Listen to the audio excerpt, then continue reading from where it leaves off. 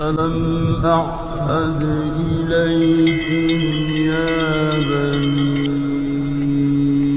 آدم ألا تعبدوا الشيطان إنه لكم عدو مبين وأن اعبدوني هذا صراط مستقيم ولقد أضل منكم جبلا كثيرا